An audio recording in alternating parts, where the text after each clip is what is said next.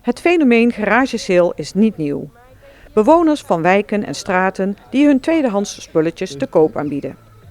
In Brukske namen 2 bewoners het initiatief om de activiteit ook in deze wijk te introduceren.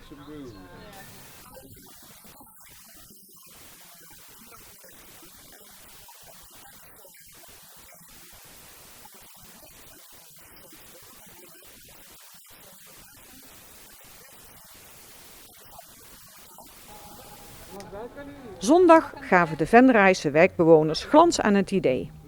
Volgens de initiatiefneemsters is ook het sociaal aspect van het evenement belangrijk.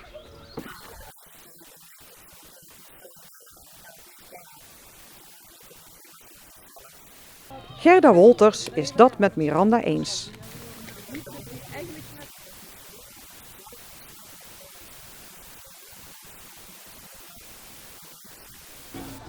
De activiteit in Brukske scheelt niet of nauwelijks van garagesales in andere buurten. Het is volgens Dane en Wolters ook niet de bedoeling zich te onderscheiden.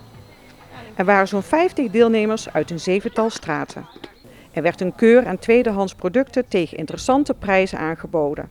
Het aanbod was divers, van speelgoed en kleding tot kunst, boeken, servies en curiosa.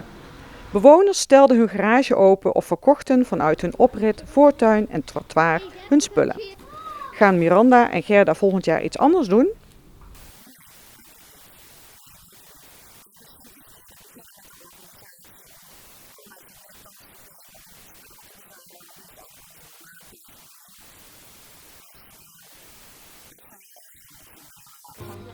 Editie 1 zit erop, maar er zijn nog meer plannen voor de toekomst.